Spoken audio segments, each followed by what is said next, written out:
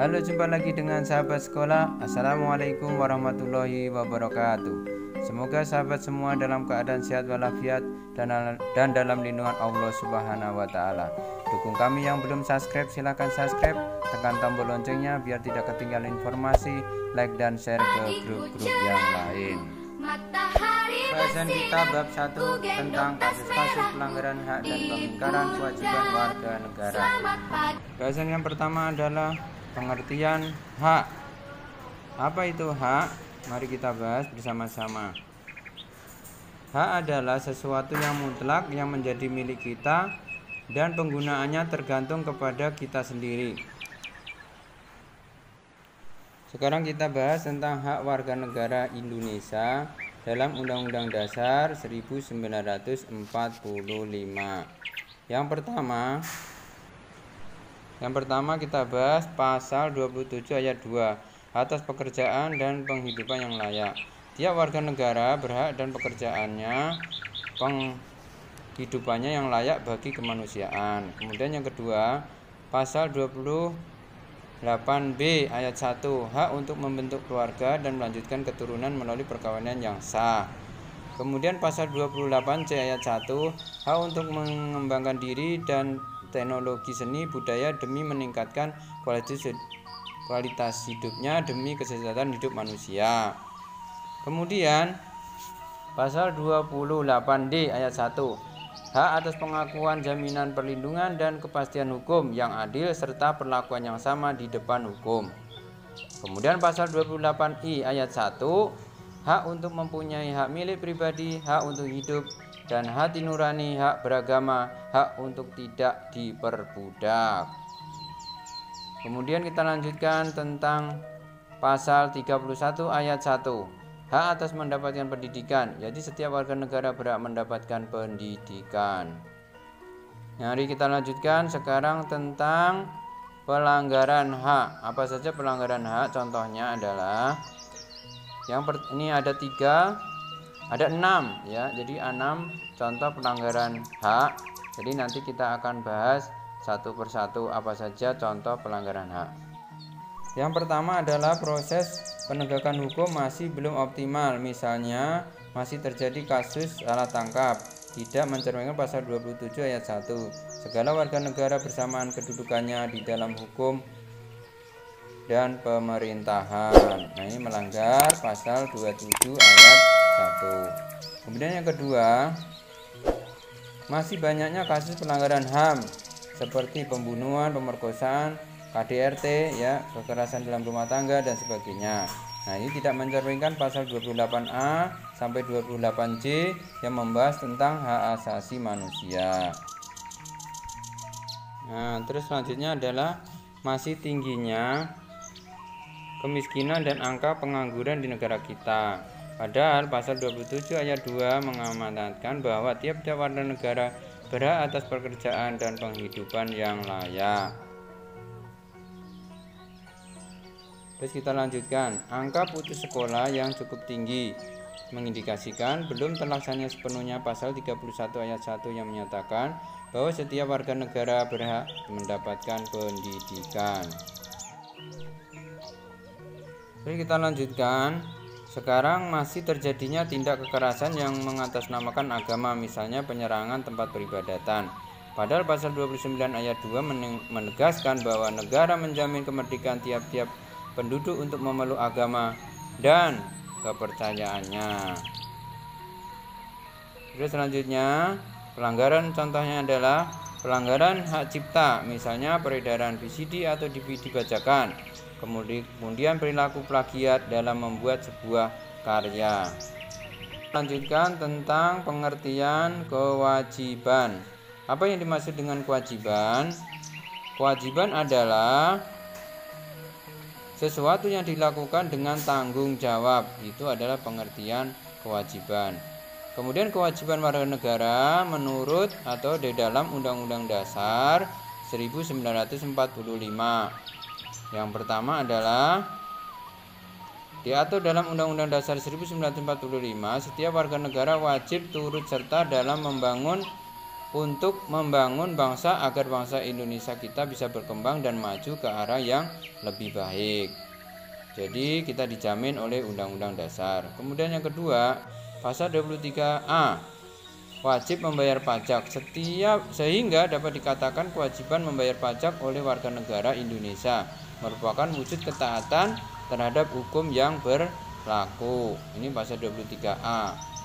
Kemudian pasal 27 ayat 1, wajib mentaati hukum dan pemerintahan yang berbunyi segala warga negara bersamaan kedudukannya di dalam hukum dan pemerintahan. Kemudian pasal 27 ayat 3, wajib ikut serta dalam upaya pembelian negara yang menyatakan setiap warga negara berhak dan wajib ikut serta dalam upaya pembelaan negara. Kemudian pasal 28J ayat 1, wajib menghormati hak asasi manusia orang lain yang berbunyi setiap orang wajib menghormati hak asasi manusia orang lain. Nah, sekarang contoh pelanggaran kewajiban. Apa saja termasuk contoh pelanggaran kewajiban? Yaitu ada 3 sebagai contohnya. Ini kita lihat ya. Jadi contoh tentang pelanggaran, nanti yang lainnya bisa dicari sendiri. Yang pertama adalah masih membuang sampah sembarangan. Nah, itu termasuk pelanggaran kewajiban karena kita wajib membuang sampah pada tempatnya untuk saling menjaga kebersihan. Itu tidak boleh. Itu suatu kewajiban. Yang kedua adalah melanggar kewajiban kita, yaitu melanggar aturan lalu lintas, misalnya tidak memakai helm, tidak mempunyai SIM, tidak mematuhi rambu-rambu lalu lintas dan sebagainya, sering menerobos lampu merah. Nah, itu termasuk melanggar kewajiban. Kemudian yang ketiga, contohnya adalah tidak membayar pajak kepada negara seperti pajak bumi dan bangunan atau PBB, kemudian pajak kendaraan bermotor sering mati, nah kemudian retribusi parkir dan sebagainya. Nah, itu termasuk pelanggaran kewajiban. Kemudian faktor-faktor pelanggaran hak dan kewajiban atau pengingkaran kewajiban warga negara. Faktor-faktornya adalah 1, sikap egois atau terlalu mementingkan diri sendiri. Jadi sikap ini akan menyebabkan seseorang selalu menuntut haknya, sementara kewajibannya sering diabaikan. Seseorang yang mempunyai sikap seperti ini akan menghalalkan segala cara supaya hanya bisa terpenuhi, meskipun dengan cara tersebut dapat melanggar hak orang lain. Yang kedua adalah rendahnya kesadaran berbangsa dan bernegara. Hal ini akan menyebabkan pelaku pelanggaran berbuat seenaknya. Pelaku tidak mau tahu bahwa orang lain pun mempunyai hak yang harus dihormati. Sikap tidak mau tahu ini berakibat muncul perilaku atau tindakan penyimpangan terhadap hak dan kewajiban warga negara. Yang ketiga adalah sikap tidak toleran. Sikap ini akan menyebabkan munculnya saling tidak menghargai dan tidak menghormati atas kedudukan atau keberadaan orang lain. Sikap ini pada akhirnya akan mendorong orang untuk melakukan pelanggaran kepada orang lain. Yang keempat, menyalahgunakan kekuasaan. Di dalam masyarakat terdapat banyak kekuasaan yang berlaku. Kekuasaan di sini tidak hanya menunjukkan pada kekuasaan pemerintah, tapi juga bentuk-bentuk kekuasaan lain yang terdapat di dalam masyarakat. Salah satu contoh adalah kekuasaan di dalam perusahaan. Para pengusaha yang tidak memperdulikan hak buruhnya jelas melanggar hak warga negara. Oleh karena itu, setiap penyalahgunaan kekuasaan mendorong timbulnya pelanggaran hak dan kewajiban warga negara. Yang kelima adalah ketidaktegasan aparat penegak hukum. Aparat penegak hukum yang tidak bertindak tegas terhadap setiap pelanggaran hak dan pengingkaran kewajiban warga negara tentu saja akan mendorong timbulnya pelanggaran lainnya. Penyelesaian kasus pelanggaran yang tidak tuntas akan menjadi pemicu bagi munculnya kasus-kasus lain. Para pelaku cenderung mengulangi perbuatannya dikarenakan mereka tidak menerima sanksi yang tegas atas perbuatannya itu. Selain hal tersebut, aparat penegak hukum yang bertindak sewenang-wenang juga merupakan bentuk pelanggaran terhadap hak warga negara dan menjadi contoh yang tidak baik, serta dapat mendorong timbulnya pelanggaran yang dilakukan oleh masyarakat. Yang keenam adalah penyalahgunaan teknologi. Kemajuan teknologi dapat memberikan pengaruh yang positif, tetapi bisa juga memberikan pengaruh negatif, bahkan dapat memicu timbulnya kejahatan. Anda tentunya pernah mendengar terjadinya kasus penculikan yang berawal dari pertemanan dalam jejaring sosial. Kasus tersebut menjadi bukti apabila kemajuan teknologi tidak dimanfaatkan dengan hal yang sesuai dengan aturan, tentu saja akan menjadi penyebab timbulnya pelanggaran hak warga negara. Selain itu juga, kemajuan teknologi dalam bidang produksi ternyata dapat menimbulkan dampak negatif, misalnya memicu pencemaran lingkungan yang bisa mengakibatkan terganggunya kesehatan manusia.